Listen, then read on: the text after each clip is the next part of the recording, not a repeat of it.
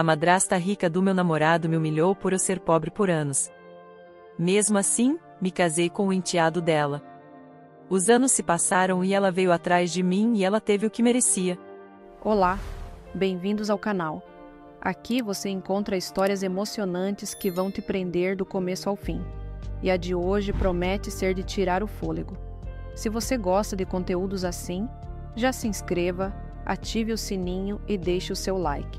Agora acomode-se e vamos começar. Meu nome é Clara, e a minha história com Lucas começou como um conto de fadas. Nos conhecemos na faculdade, num daqueles encontros improváveis que o destino parece arranjar. Eu, uma garota simples, filha de uma costureira e um motorista, que batalhava dia e noite entre os estudos de pedagogia e um emprego de meio período numa lojinha de bairro para ajudar em casa. Ele, Lucas, era diferente. Tinha um ar leve, um sorriso fácil e uma gentileza que não combinava com o sobrenome importante que carregava ou com o carro do ano que dirigia. No começo, eu nem sabia da fortuna da família dele. Para mim, ele era só Lucas, o rapaz que fazia meu coração bater mais rápido e que parecia enxergar em mim algo que nem eu mesma via. Nossos primeiros meses foram mágicos.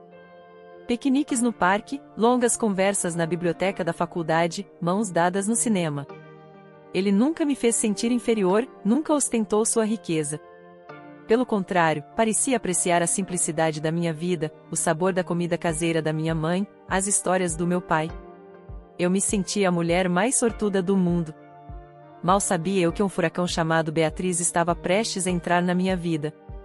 Beatriz era a madrasta de Lucas. A mãe dele havia falecido quando ele ainda era criança, e o pai, seu Roberto, um empresário bem-sucedido, casou-se novamente alguns anos depois. Beatriz era o retrato da riqueza e da arrogância. Alta, sempre impecavelmente vestida com roupas de grife, joias reluzentes e um olhar que parecia calcular o valor de tudo e de todos ao seu redor. O dia em que fui apresentada a ela ficou marcado a ferro e fogo na minha memória. Lucas estava ansioso, mas feliz. Você vai adorar meu pai, Clara. E a Beatriz, bem, ela é um pouco formal, mas vai gostar de você também, ele disse, tentando me tranquilizar enquanto entrávamos na mansão da família. Mansão. Não há outra palavra. Lustres de cristal, tapetes que pareciam afundar os pés, obras de arte nas paredes.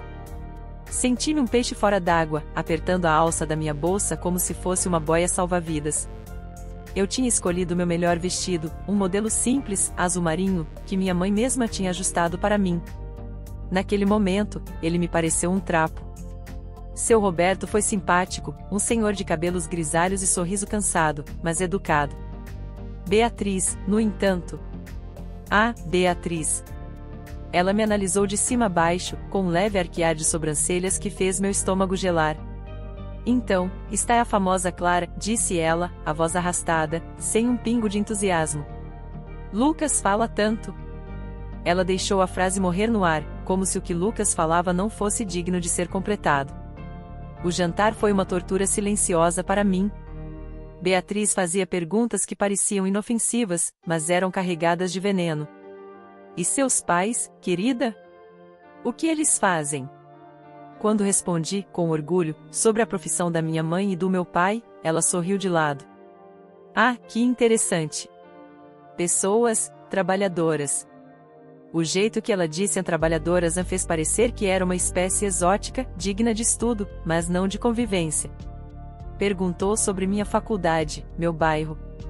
Pedagogia? Que nobre! E você mora, onde mesmo?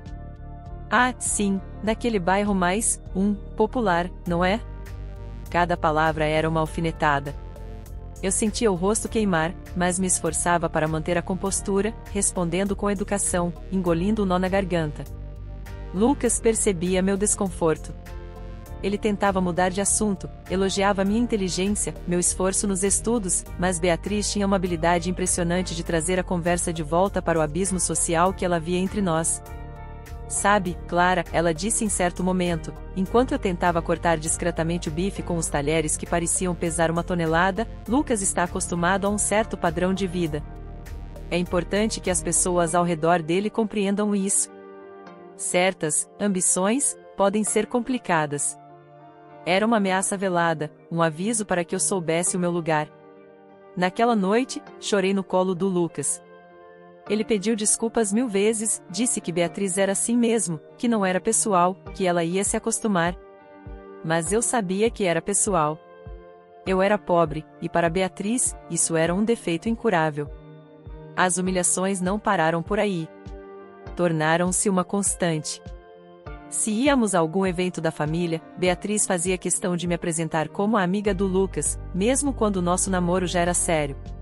Comentava sobre minhas roupas, sempre com um ar de falsa preocupação. Querida, esse tecido não te deixa com calor? Parece tão simples. Ou então, você deveria investir um pouco mais em você, Clara. A imagem é tudo. Como se eu tivesse dinheiro sobrando para investir em roupas de marca como as dela. Uma vez, no aniversário de seu Roberto, ela me deu um presente. Uma caixa elegante, de uma loja caríssima. Meu coração até palpitou. Ao abrir, encontrei um sabonete. Um único, mísero sabonete, daqueles que vêm como brinde em hotéis de luxo. Para você se sentir um pouco mais fresca, ela disse, com um sorriso cínico, na frente de outros convidados. As risadinhas discretas que se seguiram ecoaram na minha cabeça por dias. Lucas ficou furioso, discutiu com ela em particular, mas o estrago já estava feito. Eu me senti um lixo. Lucas sofria com tudo isso. Ele me defendia, batia de frente com a madrasta, o que gerava um clima horrível na casa. Às vezes, seu Roberto tentava intervir, pedia para Beatriz ser mais amena, mas ela o manipulava com facilidade, dizendo que só estavam cuidando dos interesses de Lucas, que eu não era o tipo de garota para ele. Eu via o quanto aquilo o desgastava, o quanto ele se sentia dividido. Pensei em terminar tudo muitas vezes, para poupá-lo, para me poupar. Mas eu o amava. E, teimosamente, uma parte de mim se recusava a dar a Beatriz o gosto da vitória. Ela tentava me diminuir na frente dos amigos ricos dela, contando gracinhas sobre minha origem, sobre a simplicidade da minha família. Imaginem só, ela nunca tinha entrado num carro importado antes de conhecer o Lucas. Uma fofa, não acham?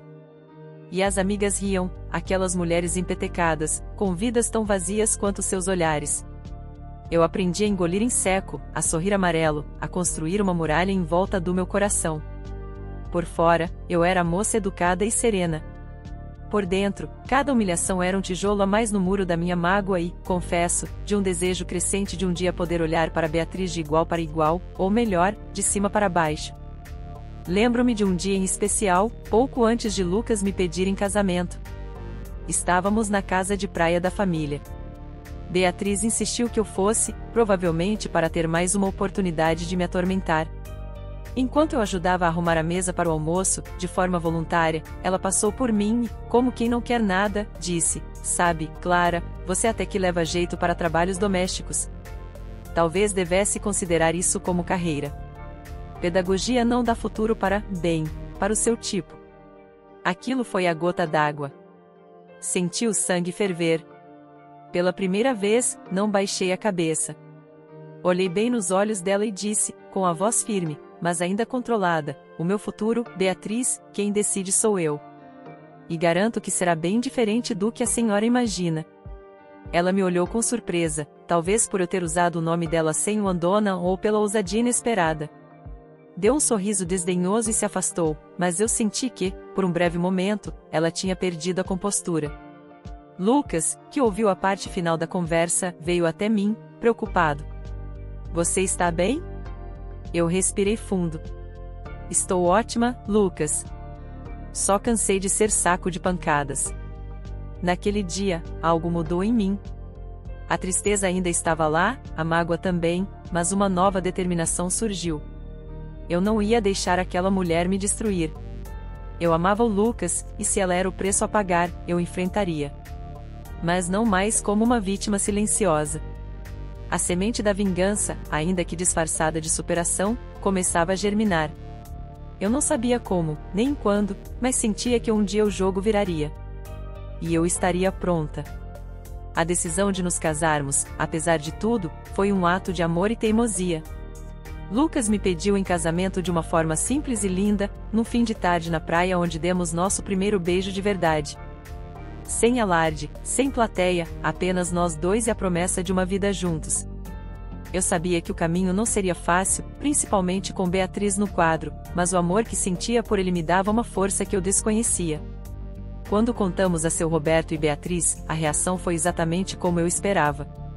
Seu Roberto, apesar de visivelmente tenso com a provável reação da esposa, nos deu um abraço e desejos de felicidade. Já Beatriz, ela conseguiu a proeza de não dizer uma palavra por quase um minuto, apenas nos encarando com aqueles olhos frios e calculistas. Então, forçou um sorriso que não chegou aos olhos. Casamento? Que precipitado, não acham? Mas, se é o que vocês querem. A voz dela pingava sarcasmo. Claro, teremos que organizar algo, à altura do nome da família. E aí começou o verdadeiro inferno. Beatriz tomou para si a organização do casamento como se fosse um projeto pessoal para reafirmar seu status social. Cada sugestão me era descartada com um comentário ácido. Eu sonhava com uma cerimônia pequena, íntima, talvez num jardim, com as pessoas que realmente amávamos.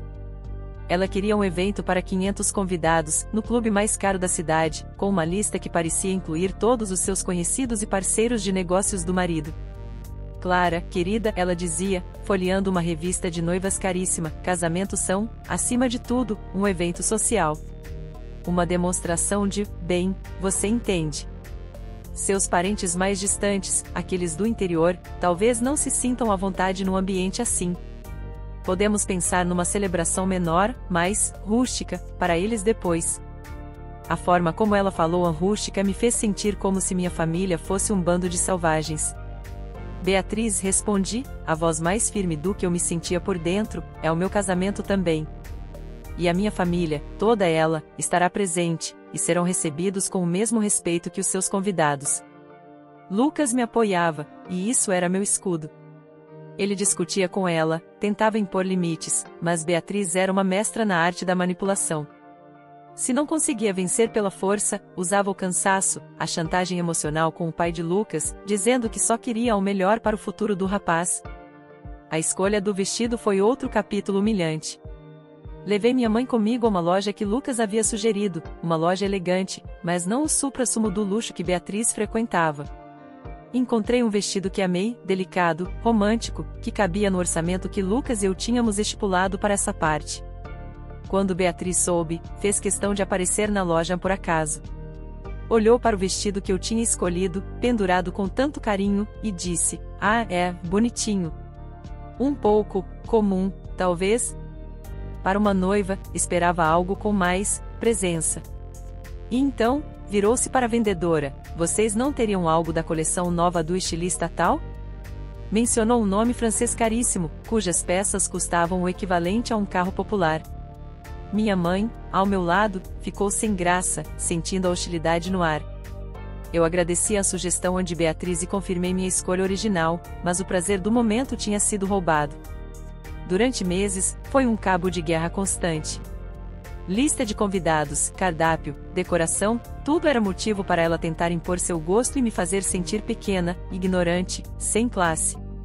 Ela criticava minhas escolhas de madrinhas, minhas primas e amigas da faculdade, sugerindo que eu deveria convidar as filhas das amigas ricas dela, para equilibrar as coisas. Chegou ao ponto de tentar me convencer a fazer um curso de etiqueta intensivo, só para você se sentir mais segura no grande dia, querida. Eu me agarrava ao Lucas, ao nosso amor. Ele fazia o possível, mas a influência de Beatriz sobre o pai e sobre a dinâmica da casa era enorme. Havia noites em que eu desabava, questionando se valia a pena todo aquele desgaste. Mas então olhava para Lucas, via o amor e a angústia nos olhos dele, e reunia minhas forças. Eu não ia desistir. No dia do casamento, eu estava um feixe de nervos.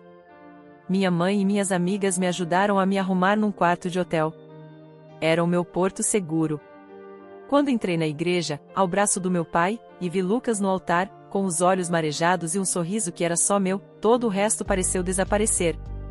Por alguns instantes, esqueci Beatriz e suas alfinetadas. Mas ela não me deixaria esquecer por muito tempo.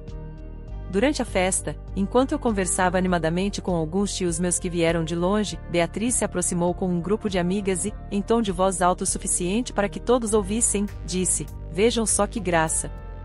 A Clara tentando integrar os dois mundos. Tão exótico. Senti o rosto corar, mas antes que eu pudesse responder, meu pai, um homem simples mas de uma dignidade imensa, se interpôs. "Minha filha, Beatriz, não está tentando integrar o nada. Ela está celebrando o amor dela com a família dela e com os amigos dela. E todos aqui são bem-vindos e respeitados." Beatriz ficou visivelmente sem graça com a firmeza inesperada do meu pai e se afastou com as amigas, resmungando algo. Foi uma pequena vitória, mas que me encheu de orgulho. A vida de casada começou, e com ela, novas formas de Beatriz exercer sua influência. Morávamos num apartamento bom, que Lucas conseguirá com muito esforço e um financiamento, mas que para Beatriz era apertado e sem o devido glamour. Ela nos visitava sem avisar, inspecionando cada canto, dando palpite sobre a decoração, sobre a minha comida, sobre como eu deveria administrar a casa. "Clara, querida, essa cortina é um pouco pálida, não acha? E você não tem uma copeira? Como consegue?" Eu havia me formado em pedagogia e comecei a trabalhar numa escola pública na periferia. Amava o que fazia, sentia que estava fazendo a diferença. Para Beatriz, era um absurdo. Pedagogia? Mas, Clara, com as conexões do Lucas, você poderia estar fazendo algo mais rentável. Ou melhor ainda, cuidar da casa, do seu marido, frequentar os eventos sociais certos. Ela não entendia, ou não queria entender, que minha realização não estava atrelada ao dinheiro ou ao status. Lucas e eu, com o tempo, aprendemos a criar uma barreira. As visitas dela foram se tornando menos frequentes, nossas desculpas para não participar de todos os eventos sociais da família dela, mais firmes. Seu Roberto, percebendo a infelicidade que a esposa causava, começou a intervir mais, pedindo paz. Mas cada encontro, cada telefonema, ainda era carregado de uma tensão sutil, de um julgamento velado. Os anos foram passando. Eu continuei meus estudos, fiz uma pós-graduação, comecei a me destacar na minha área. Lucas também crescia profissionalmente, abrindo seu próprio caminho, independente dos negócios do pai, o que secretamente irritava Beatriz, que gostava de ter controle. Construímos nossa vida tijolo por tijolo, com amor, respeito mútuo e muita paciência para lidar com as investidas da minha sogra postiça. A mágoa pelas humilhações do passado continuava ali, guardada num cantinho do coração, mas eu estava focada em construir meu futuro, em provar, antes de tudo para mim mesma, que eu era muito mais do que a pobre coitada em que Beatriz enxergava. Eu só não imaginava que o destino ainda reservava uma grande reviravolta nessa história, e que aquela sementinha de vingança, que eu julgava adormecida, teria a chance de florescer de uma forma que eu nunca planejei. Os anos seguintes ao nosso casamento foram de muito trabalho e construção. Enquanto Beatriz continuava a nos observar de longe, provavelmente esperando nosso fracasso ou algum deslize que confirmasse suas teorias sobre mim, Lucas e eu seguíamos em frente, focados em nossos próprios sonhos.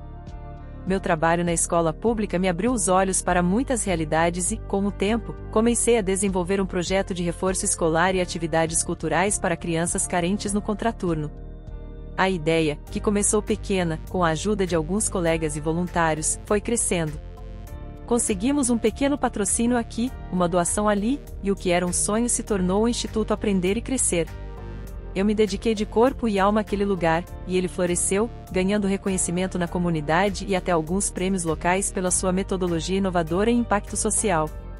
Lucas, por sua vez, com seu jeito empreendedor e ético, abriu uma pequena consultoria em tecnologia sustentável. No começo foi difícil, ralou muito, mas ele era bom no que fazia e, principalmente, acreditava naquilo.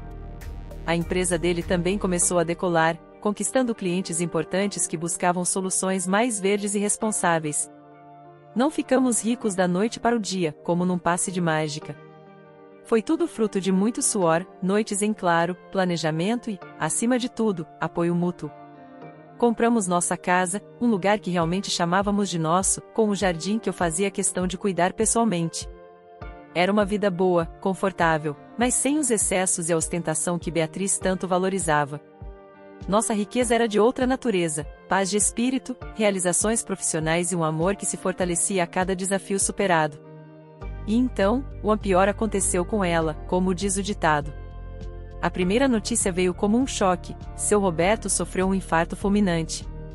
Apesar de todas as mágoas que eu tinha em relação à forma como ele muitas vezes se omitia diante das atitudes de Beatriz, ele era o pai do Lucas, um homem que, no fundo, não era mau, apenas fraco diante da esposa. Lucas ficou arrasado, e eu estive ao lado dele, oferecendo todo o meu apoio. Foi durante o inventário, nas semanas que se seguiram ao funeral, que a verdadeira dimensão do desastre veio à tona. Descobriu-se que seu Roberto, nos últimos anos, talvez para manter o estilo de vida extravagante de Beatriz ou por pura má gestão influenciada por ela, havia feito investimentos de altíssimo risco. Muitos deles resultaram em perdas colossais.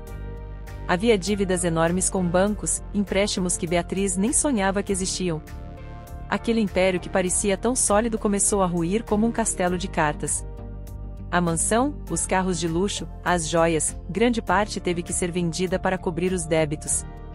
Beatriz, que sempre se vangloriou de sua posição social, de repente se viu desamparada. Os amigos da alta sociedade, aqueles que frequentavam suas festas e riam de suas piadas maldosas sobre mim, sumiram como fumaça. Ninguém queria se associar a alguém que tinha caído em desgraça. Ela, que vivia de aparências, perdeu a principal delas, a aparência de riqueza e poder. Lucas, mesmo magoado com muitas atitudes da madrasta no passado, tentou ajudar como pôde, oferecendo um amparo financeiro básico para que ela não ficasse na rua, mas deixou claro que não sustentaria luxos inexistentes.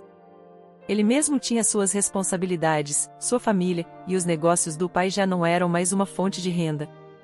Beatriz teve que se mudar para um apartamento alugado, pequeno, num bairro simples, que ironicamente, não muito diferente do bairro onde eu cresci e que ela tanto desprezara. Meses se passaram. Eu ouvia notícias esporádicas sobre Beatriz através de Lucas. Ela estava reclusa, amargurada, sem conseguir emprego, pois nunca havia trabalhado de verdade na vida, a não ser como esposa de empresário rico.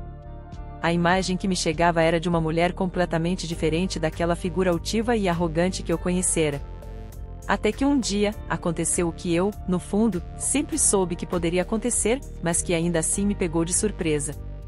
Eu estava no meu instituto, o Aprender e Crescer, que já ocupava um prédio maior e bem estruturado, fruto de muito trabalho e de doações generosas de parceiros que acreditavam na nossa causa. Minha secretária entrou na minha sala, um pouco hesitante. Dona Clara, tem uma senhora lá fora, ela insiste em falar com a senhora. Diz que é urgente. O nome dela é Beatriz Alencar. Meu coração deu um salto. Beatriz. Ali, na recepção do meu instituto. Senti um misto de emoções, surpresa, uma pontada de antiga dor, mas, predominando sobre tudo, uma fria e calma sensação de poder. Pedi para que ela entrasse. Quando Beatriz passou pela porta, quase não a reconheci. Estava mais magra, os cabelos antes impecavelmente tingidos e penteados mostravam raízes brancas e um desalinho que denunciavam o abandono. As roupas, embora ainda de boa qualidade, estavam amassadas, e ela não usava nenhuma joia. Os olhos, antes faiscantes de arrogância, agora carregavam um desespero velado, uma humilhação profunda. Ela parou diante da minha mesa, olhando ao redor, talvez impressionada com o ambiente profissional, com a minha posição. Eu me mantive sentada, observando-a em silêncio por alguns instantes, deixando que o peso da situação se instalasse entre nós. Clara, ela começou, a voz baixa, quase um sussurro. Eu sei que pode parecer estranho eu estar aqui. Beatriz, respondi, a voz calma e firme. O que a traz aqui? Ela engoliu em seco. Vi suas mãos tremerem levemente. As coisas não têm sido fáceis. Desde que o Roberto, bem, você sabe. Ela gesticulou vagamente. Perdi tudo, Clara. Os amigos sumiram, não tenho de onde tirar sustento. Lucas me ajuda com o aluguel, mas não é suficiente. Eu preciso de um trabalho. Um trabalho. Beatriz, a rainha do desdém, pedindo-me um trabalho. As cenas de todas as humilhações que sofri passaram como um filme na minha cabeça, o sabonete, os comentários sobre minhas roupas, sobre minha família, a sugestão de que eu deveria me dedicar a trabalhos domésticos. Um sorriso quase imperceptível surgiu nos meus lábios. Era a hora. A vingança, não aquela explosiva e barulhenta, mas a fria, calculada, a vingança emocional que eu acalentara secretamente por tanto tempo, estava ali, servida numa bandeja. Fiz uma pausa, fingindo ponderar. Um trabalho. Bem, Beatriz, a situação está difícil para todos. Mas talvez eu possa ajudar. Olhei diretamente nos olhos dela, que agora brilhavam com uma nesga de esperança. Eu tenho uma casa grande agora, sabe? Eu e Lucas trabalhamos muito para conquistá-la. E como eu trabalho aqui no instituto e as crianças, sim, nós temos filhos agora, gêmeos lindos, a casa às vezes fica um pouco desorganizada. Fiz outra pausa, saboreando o momento. Estou precisando de alguém de confiança para fazer a limpeza geral, cuidar da organização, talvez até preparar uma refeição simples de vez em quando. Não é um cargo executivo, claro, mas é um trabalho honesto. E paga o suficiente para você se manter com dignidade. O rosto de Beatriz passou por uma sucessão de expressões: incredulidade, choque, a sombra da antiga altivez tentando resistir, e finalmente, a aceitação resignada da derrota. Limpar a minha casa. Ser minha faxineira. A ironia era tão palpável que quase podia ser tocada. Você me contrataria para ser sua faxineira? Ela perguntou, a voz embargada, como se não pudesse acreditar nas palavras que saíam de sua própria boca. É uma oferta, Beatriz, respondi, mantendo meu tom sereno, quase gentil. Um trabalho digno. Você precisa, eu preciso. Parece uma solução para ambas, não acha? Ela baixou a cabeça. O silêncio se estendeu por um longo momento. Eu sabia que ela estava lutando contra o próprio orgulho, contra a imagem que construiu de si mesma por toda uma vida. Mas a necessidade, a fragilidade do momento, eram mais fortes. Finalmente, ela ergueu os olhos, e neles havia uma mistura de vergonha e desespero. Eu aceito, Clara. Eu aceito. Apertei o botão do interfone. Marisa, por favor, traga um copo d'água para Dona Beatriz. E depois, prepare os papéis para uma nova contratação de serviços gerais. Temos uma nova colaboradora. Aquele Dona Beatriz, dito por mim, naquele contexto, soou como a mais doce das vitórias. A reviravolta estava completa. O jogo tinha virado de uma forma que nem nos meus sonhos mais ousados de juventude eu poderia ter imaginado. Beatriz começou a trabalhar na minha casa na semana seguinte. Foi surreal vê-la chegar, não mais com o carro importado e o motorista, mas a pé, vindo do ponto de ônibus, carregando uma bolsa simples com seu uniforme. O uniforme, aliás, fui eu mesma que escolhi, um conjunto discreto, funcional, muito parecido com o que as faxineiras usavam nos prédios chiques que ela frequentava. Não havia maldade explícita na escolha, apenas adequação ao cargo. Os primeiros dias foram os mais carregados de tensão. Eu fazia questão de estar em casa quando ela chegava, para dar as instruções pessoalmente. Beatriz, eu dizia, com a voz calma e profissional que usava com qualquer outro funcionário, hoje eu gostaria que você focasse na limpeza dos vidros da sala de estar e da varanda gourmet. Use o produto específico que está na área de serviço. E, por favor, cuidado com os vasos de plantas, são delicados. Ela apenas assentia, a cabeça baixa, evitando meu olhar. Era visível o esforço que fazia para engolir o orgulho, para se submeter àquela situação. Vê-la esfregando o chão da minha cozinha, limpando os banheiros que eram maiores e mais luxuosos que o apartamento inteiro onde ela agora morava, era, para mim, uma cena que se desenrolava em câmera lenta. Cada movimento dela, cada tarefa cumprida, era uma pequena nota na sinfonia da minha vingança silenciosa. Eu não a maltratava. Não gritava, não humilhava com palavras diretas como ela fazia comigo. Minha vingança era mais sutil, mais cruel talvez. Era no tratamento formal, na distância imposta, no fato de que ela estava ali, servindo a mulher que tanto desprezou. Era vê-la limpar a poeira dos porta-retratos com as fotos dos meus filhos sorrindo, da minha família feliz, do meu sucesso profissional estampado nos diplomas e prêmios que decoravam meu escritório, o mesmo escritório onde ela, às vezes, precisava entrar para tirar o pó. Lucas, meu marido, sentia-se desconfortável no início. Clara, eu sei de tudo que ela te fez passar, ele me disse uma noite, enquanto Beatriz limpava a cozinha após o nosso jantar. Mas vê-la assim, não te incomoda? Olhei para ele, e depois para a figura curvada de Beatriz ao longe. Incomoda, Lucas? Não. Não mais. Por anos, ela me fez sentir um nada, uma intrusa, alguém que não era digna de estar ao seu lado, ao lado da sua família. Agora, ela está apenas recebendo um pouco do tratamento que me deu, mas com uma diferença: eu pago um salário justo e a trato com a educação que ela nunca teve comigo. Minha voz era fria, e Lucas entendeu que aquela era uma ferida que só o tempo, e aquela situação, poderia curar em mim. Com o passar das semanas, Beatriz pareceu se resignar ao seu papel, cumpria suas tarefas com uma eficiência surpreendente, talvez porque, no fundo, ela sempre soube o que era trabalho doméstico, como havia sugerido para mim anos atrás. Mas a amargura estava sempre presente em seus olhos. Às vezes, eu a pegava olhando para os objetos da casa, para as minhas roupas no closet quando ia limpá-lo, e via um brilho de inveja, de ressentimento. Era o olhar de quem perdeu tudo e via outra pessoa desfrutando do tipo de vida que um dia foi sua. Houve momentos de pura satisfação para mim, confesso. Como no dia em que organizei um pequeno jantar para alguns amigos e parceiros importantes do instituto. Beatriz estava na cozinha, terminando de limpar, quando os convidados começaram a chegar. Ela teve que passar pela sala, carregando um balde e um esfregão, enquanto meus amigos, pessoas influentes e respeitadas, me cumprimentavam com admiração. Lembrei-me instantaneamente do dia em que ela me presenteou com um sabonete na frente de seus convidados. Agora, os papéis estavam invertidos de uma forma espetacular. Ela era a figura invisível, a funcionária, e eu, a anfitriã bem-sucedida. Um dia, ela me pediu um adiantamento. Disse que precisava comprar remédios para uma gripe forte. Dei o dinheiro, claro. Mas não sem antes comentar, de forma casual: sabe, Beatriz, saúde é fundamental. Ainda bem que agora você tem um emprego com carteira assinada, não é? Garante alguns direitos.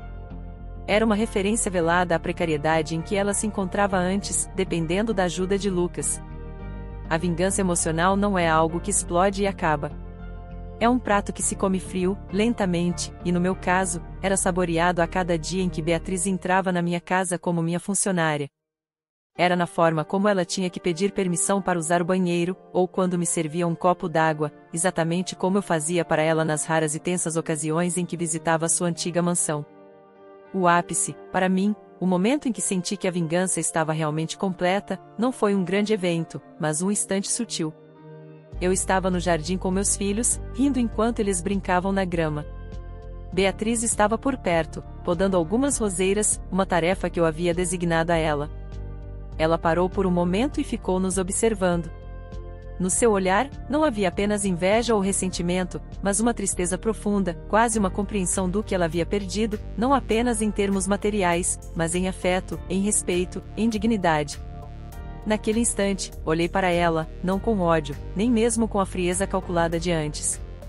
Olhei com uma espécie de indiferença vitoriosa. Eu tinha tudo que ela um dia me disse que eu nunca teria: uma família feliz, sucesso, respeito e, acima de tudo, paz interior.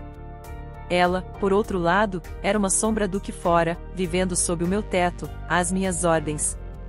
Continuei a mantê-la como minha faxineira por mais alguns meses. Não por necessidade, mas porque a presença dela ali, naquele papel, era um lembrete constante do quanto o jogo havia virado. Ela nunca pediu desculpas pelas humilhações do passado, nunca demonstrou arrependimento genuíno. E isso, de certa forma, tornava minha vingança ainda mais completa. Ela não tinha aprendido a lição moral, mas estava pagando o preço de qualquer maneira. Um dia, cheguei em casa e ela tinha deixado um bilhete simples sobre a mesa da cozinha, junto com as chaves. Dona Clara, não venho mais. Consegui um outro lugar. Não havia despedida, nem agradecimento. Apenas a constatação. Senti um alívio inesperado. A presença dela, embora me proporcionasse aquela satisfação sombria, também era um lembrete constante de um passado doloroso. Com sua partida, um ciclo se encerrava. A vingança emocional fora cumprida, não através de gritos ou confrontos, mas através da lenta e inexorável inversão de papéis que o destino, com uma ajudinha minha, providenciou. Olhei ao redor da minha casa, agora silenciosa. Eu não precisava mais dela ali para me sentir vitoriosa. eu já era.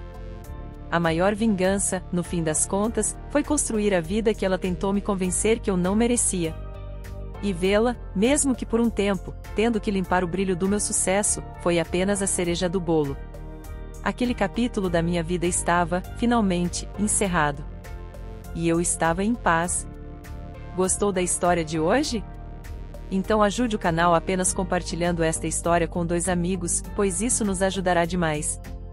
Comente a sua opinião, e se inscreva no canal, para receber nossas belas histórias. Ative também o sininho das notificações.